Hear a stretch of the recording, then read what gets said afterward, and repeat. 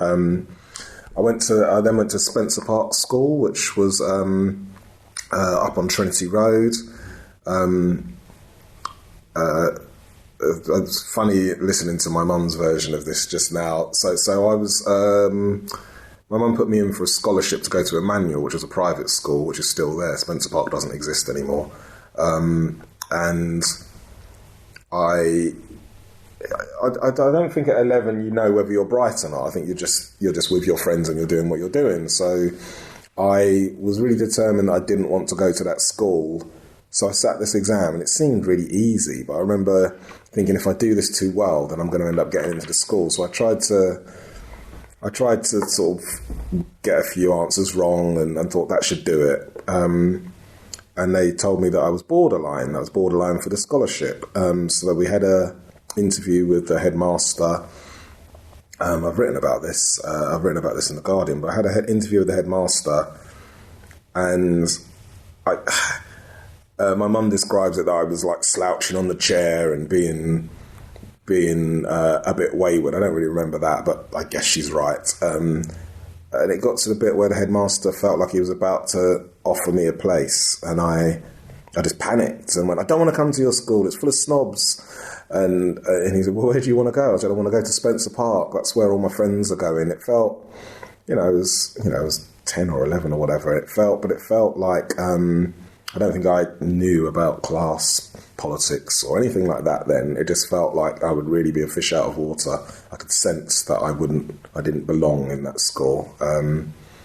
Even to this day, I kind of wonder what that would have been like. If I'd gone to the private school, I dare say my education would have been a bit better. I might have got even slightly better grades. I did okay, but I might have got better grades. I'd probably have a more influential sort of circle of friends. But would I have been happy? I don't know. My school, a lot of people's school years weren't happy. I was really happy at Spencer Park. I learned how to interact with all sorts of people. I'm not sure if this stat's right, but I think when we started school, there were about 200 of us.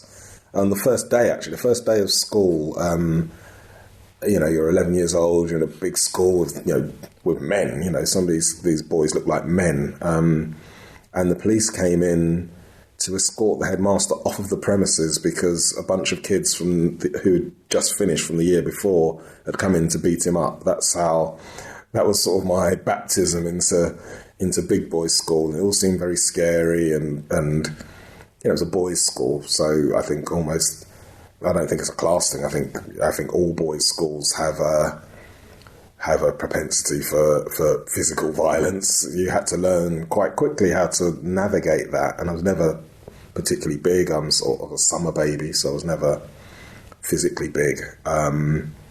And I didn't really have any older cousins or siblings or anything in the school. So I had to very quickly learn to be humorous. I very quickly learned to make jokes and to get on with everybody and to be able to diffuse situations quite quickly, work out who the people in the room were that you probably needed to be a little bit careful of. Those are all really valuable skills, and I think I learnt them really quick. If you didn't learn them, you got beaten up a lot, and I was luckily didn't really get beaten up very, very much, just because everyone was like, "Oh no, that's Maurice, he's all right," I kind of managed to sort of foster that brand for myself back then.